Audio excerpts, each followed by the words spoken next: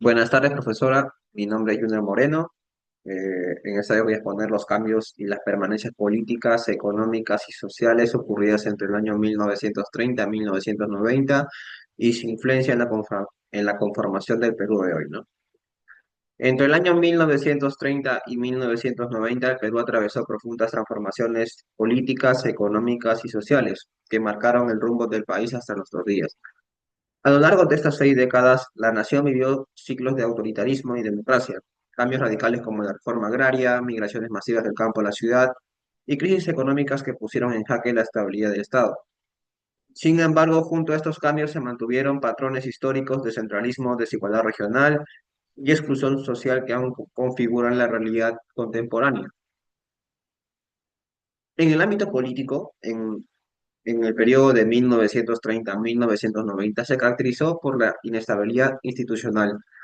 Tras el derrocamiento de Augusto B. Leguía en el año 1930, el país entró en un ciclo de gobiernos militares y democráticos, que se alternaron constantemente los regímenes autoritarios de Sánchez Cerro, Benavides y especialmente de Odría en el año 1948 a 1956, consolidaron el rol de las Fuerzas Armadas como actor político central.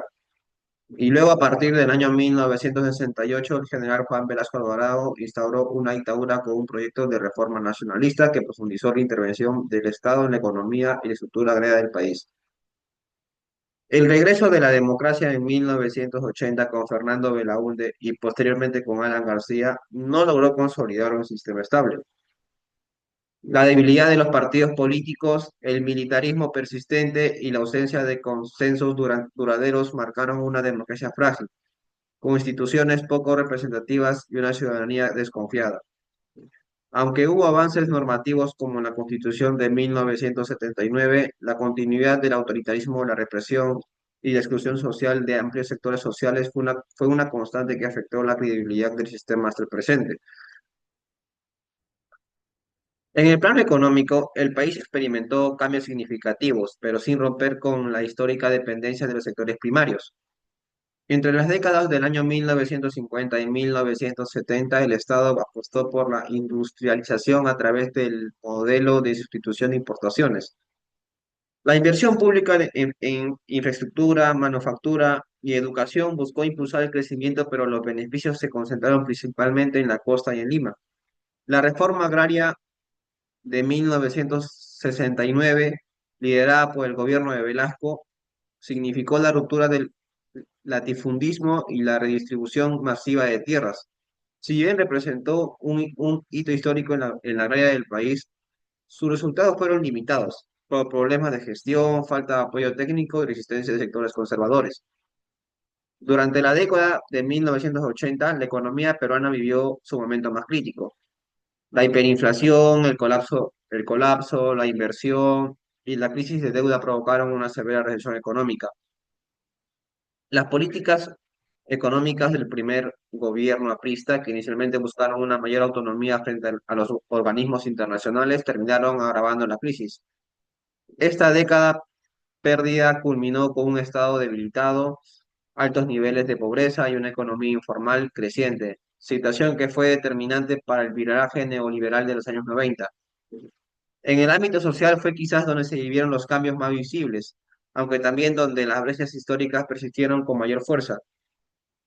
A lo largo del siglo XX, especialmente entre 1950 y 1980, millones de peruanos migraron desde las zonas andinas rurales hacia Lima, que es la capital, y otras ciudades costeras, ¿no? Este proceso de urbanización acelerada cambió el rostro del país, configurando nuevas clases populares, urbanas y sectores medios emergentes. Sin embargo, la inclusión social fue parcial. Las barreras y asentamientos humanos se multiplicaron en la periferia urbana sin acceso adecuado a servicios básicos ni derechos plenos de ciudadanía. Como hasta el día de hoy, vemos que están haciendo invasión en los cerros y la mayoría vive en extrema pobreza y no cuentan con los recursos básicos que son el luz, el agua, lo principal. Y al mismo tiempo, las zonas rurales quedaron rezagadas con menores niveles de educación, salud y acceso al servicio del Estado. Esta situación de exclusión estructural alimentó el surgimiento de movimientos sociales, sindicales y eventualmente insurgentes. El caso más extremo fue el Sendero Luminoso, grupo maoísta que inició una guerra interna en el año 1980. El conflicto armado que se extendió durante 2 décadas dejó más de 69.000 víctimas. La mayoría de ellas son campesinos e indígenas quechohablantes, ¿no?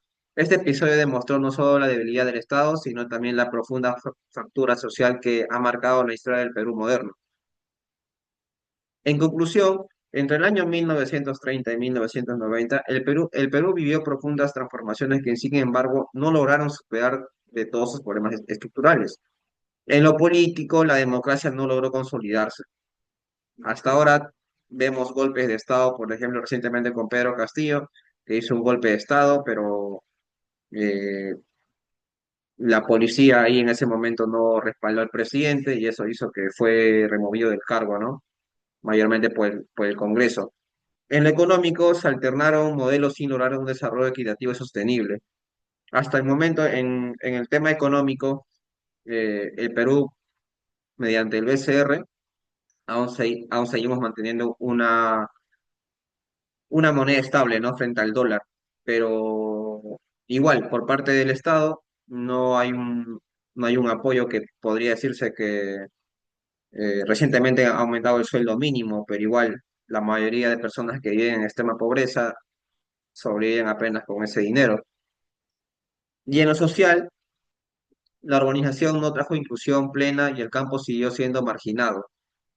Hasta el momento, el día de hoy, las personas que vienen de provincia son marginadas por la gente del capital o personas que tienen mucho dinero, ¿no? Los adinerados, ya que ellos lo ven como si fueran inferiores a nosotros.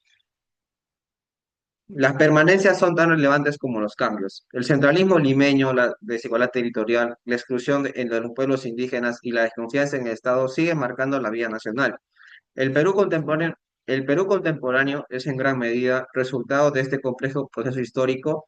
Comprender este pasado es clave para entender y enfrentar los desafíos presentes y construir un país más justo e integrado.